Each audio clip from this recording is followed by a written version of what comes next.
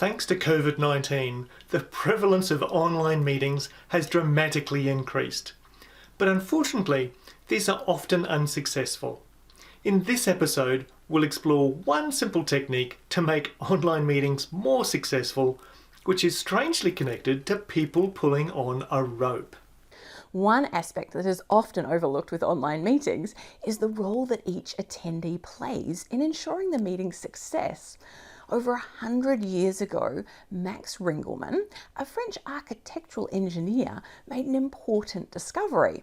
In 1913, he described an effect that helps explain why online meetings today are so often unsuccessful. That's right, Denise. And Ringelmann asked a team of people to pull on a rope. He then asked each individual to pull on the same rope. What he noticed was that when people worked as individuals, they actually put more effort into pulling than when they worked as a team.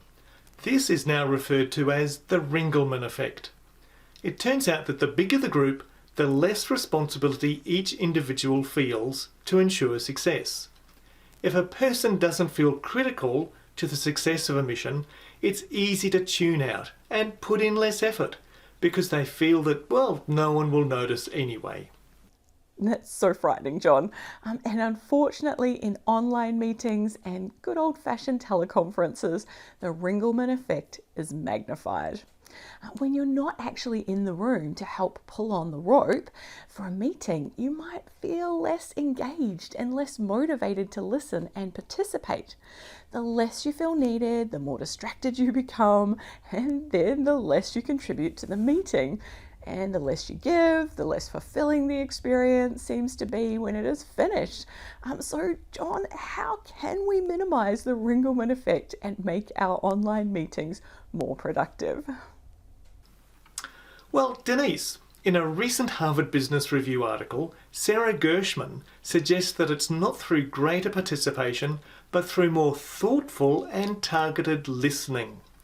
She says that in a virtual context, listening needs to be active, participatory, and helpful. Sarah proposes 5 strategies to help us listen more effectively in our next online meeting. So Denise, why don't you lead off with the first one? Firstly, John, we need to define our value beforehand. Take the time before the meeting starts to clarify the purpose of the meeting and what we might add and also get from it. What is the most useful information we have? What do we want to contribute? Determining this beforehand will help us listen more carefully to the content, sifting out what's important for us. Thanks, Denise. And the second one is that we need to acknowledge previous statements. Sometimes people jump in too quickly to make their point without first listening or acknowledging what has already been said. As a result, other people may repeat their earlier points as they aren't feeling that they've been heard or understood. This is often magnified in a virtual meeting where people easily talk over each other. Active listening can help overcome this. Before we raise a new point, it's good to reiterate what we've already heard and how our idea then adds to it.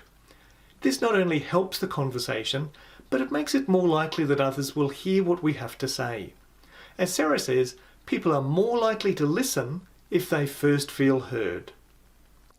Thanks, John. So now we're up to the third one. We need to connect the dots. Often leading an online meeting is challenging. Participants provide diverse, sometimes unrelated comments, and it's tough for the facilitator to keep the conversation running smoothly. Again, our ability to listen will help. We need to listen carefully to participants' contributions and see how we can reflect on what we've heard to help the conversation move forward. Sarah gives this example. Let's say that during an online meeting, we notice that several participants mention that a client is frustrated. We might then say, I've heard several people say that the client seems frustrated. I wonder if anyone has any thoughts on why this frustration is happening right now. Notice that we aren't actually giving any new information, but by listening first and then connecting the dots, we can help the other participants understand the larger dynamic and guide the conversation in a productive direction. It makes sense, doesn't it, John? It does indeed, Denise. Fourthly, we need to bring our attention back. Despite our best efforts to listen, it's natural for our minds to wander during the meeting. It happens to even the best of us. As is done in meditation, try to quietly note the distracting thought and then return our attention to the meeting. It can be helpful to have a notepad next to us and write down some of those wandering thoughts. This is like the rabbit paddock that we sometimes use when facilitating physical meetings. This allows us to put the thought somewhere so that we can return to it after the meeting has ended. I've seen you do that, Denise, except I think you called it the back paddock. Yes, John, that's right. And other times I'll just label it thoughts for later. The fifth and final strategy is don't be afraid to ask a question. Sometimes when we get distracted and then return our focus to the meeting, we may find that we're a little lost as perhaps the conversation has moved in a new direction and we miss the transition. When this happens, we might say, I apologize, but I've lost track of the conversation. Can someone help me understand why we're now focusing on XYZ, please?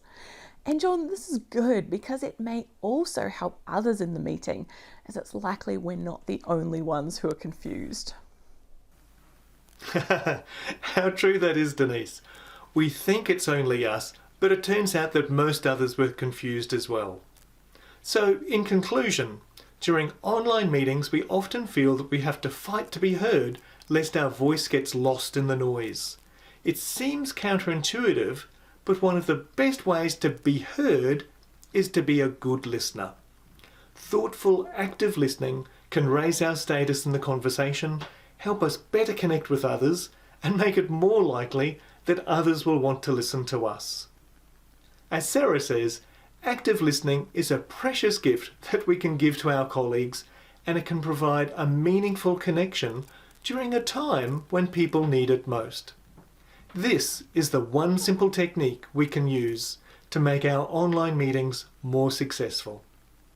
Well, you've heard our thoughts, now we'd like to hear yours. Add a comment below the blog post and tell us about your experiences with using active listening in meetings, including any tips and further ideas about it. We don't want this just to be a one-way conversation, so please join in by sharing your thoughts and ideas with us.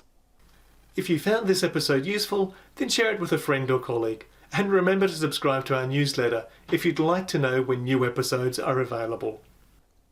All the best until we meet again.